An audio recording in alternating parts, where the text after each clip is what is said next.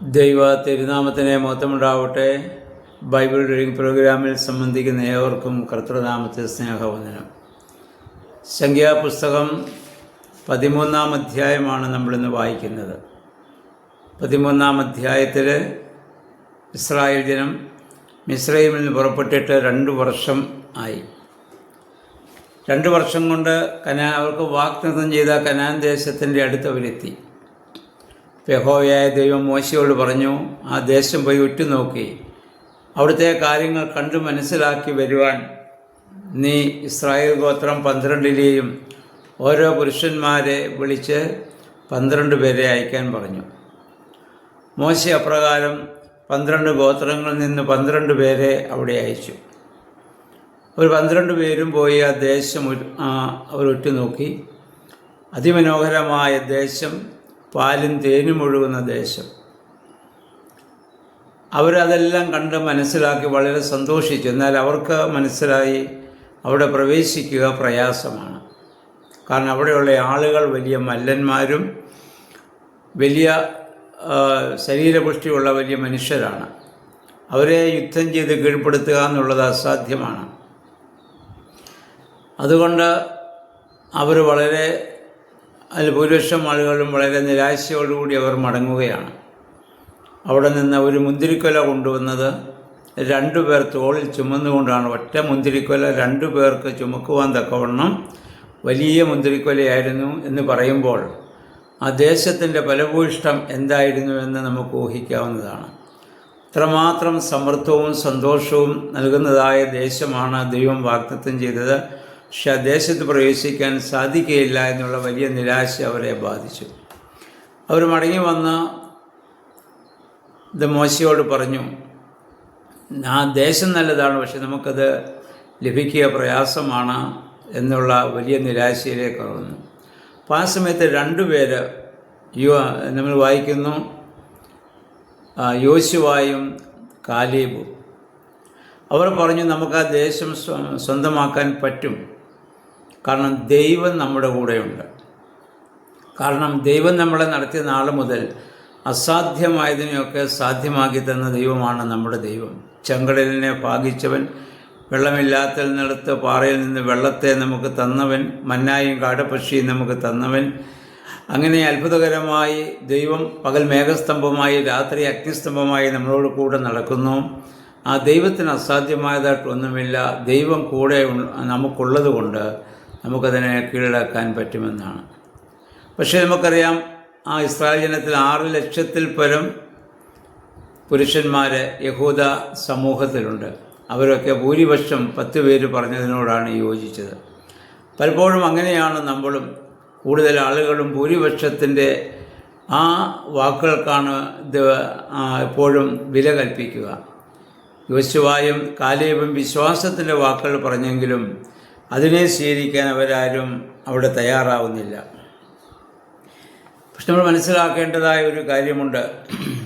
ഭൂരിപക്ഷം അഭിപ്രായം പലപ്പോഴും നമ്മളെ നാശത്തിലേക്ക് കൊണ്ടുപോകും. കാരണം യേശുക്രിസ്തു പറഞ്ഞു, നമ്മുടെ കർത്താവ് പുതിയ നിയമത്തിൽ നമ്മെ ഓർമ്മപ്പെടുത്തി, ജീവനിലേക്കുള്ള വഴി ഇടുങ്ങിയതും ചെറിയതുമാണ്. അതിലൂടെ യാത്ര ചെയ്യുന്നവർ വളരെ ചുരുക്കമാണ്. നാശത്തിലേക്കുള്ള വഴി വിശാലമാണ്. അതിലൂടെ യാത്ര ചെയ്യുന്നവർ അധികമാണ്. ജീവനിലേക്കുള്ള വഴിയിലൂടെ യാത്ര ചെയ്യുന്നവർ വളരെ ചുരുക്കമാണ്. മറ്റേ വഴിയിലാണ് കൂടുതൽ ആളുകൾ. പലപ്പോഴും ഭൂരിപക്ഷത്തെ നമ്മൾ അധികരിച്ച്, ബൈബിൾ പറയുന്ന പോലെ ഭൂരിപക്ഷത്തെ അധികരിച്ച് പാപം ചെയ്യുന്ന അവസ്ഥയിലേക്ക് ഇന്ന് സമൂഹം മാറിക്കൊണ്ടിരിക്കുകയാണ്. എല്ലാവർക്കും അങ്ങനെ ചെയ്യാമെങ്കിൽ എനിക്ക് മാത്രം എന്താണ്? നോഹയുടെ കാലം ഇതിന് ഏറ്റവും വലിയൊരു ഉദാഹരണമാണല്ലോ. സകല ജനങ്ങളും പാപം ചെയ്യുമ്പോൾ, സ്ത്രീ പുരുഷ ഭേദമന്യേ പ്രായഭേദമന്യേ എല്ലാവരും പാപം ചെയ്യുമ്പോൾ ഒരു മനുഷ്യൻ മാത്രം മാറി നിന്ന് നോഹ അവന് ദൈവത്തിൻ്റെ കൃപ ലഭിച്ചു.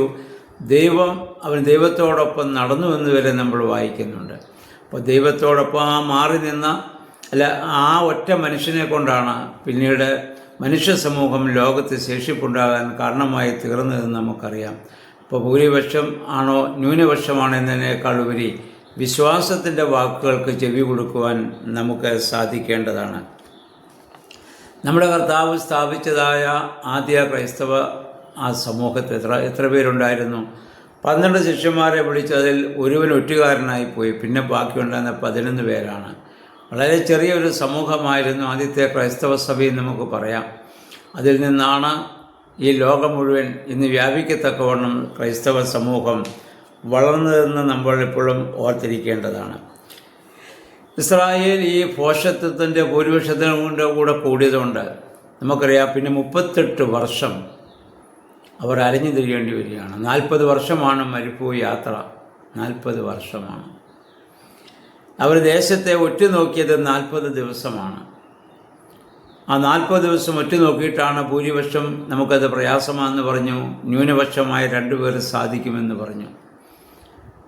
2 വർഷം കൊണ്ട് കനാൻ ദേശത്തിൻ്റെ അതിര് വരെ അവരെത്തി. പിന്നെ അവർക്കവിടെ പ്രവേശിച്ചാൽ മതിയായിരുന്നു. പക്ഷേ യോശുവയുടെയും കാലേബിൻ്റെയും വാക്കുകളെ വിട്ടുകളഞ്ഞ് ഭൂരിപക്ഷത്തിൻ്റെ വാക്കുകളെ ഇസ്രായേൽ ജനം വിലമതിച്ചതുകൊണ്ട് പിന്നെ 38 വർഷം അവർ മരുഭൂമിയിലൂടെ അലയേണ്ടതായ ഒരുപാട് പ്രതിസന്ധികളെ തരണം ചെയ്യേണ്ട സാഹചര്യങ്ങളുടെ ജീവിതത്തിലേക്ക് കടന്നു വരുന്നത് ഇനി ബൈബിളിലോട്ട് നമ്മൾ കാണും. അപ്പോൾ നമ്മുടെ ജീവിതത്തിൽ നമ്മൾ എപ്പോഴും ഭൂരിപക്ഷത്തോടൊപ്പം നിൽക്കുന്നതിനേക്കാൾ വിശ്വാസത്തിൻ്റെ ന്യൂനപക്ഷത്തിൻ്റെ കൂടെ ആയിരിക്കാൻ നമ്മൾ ശ്രമിക്കേണ്ടതാണ്.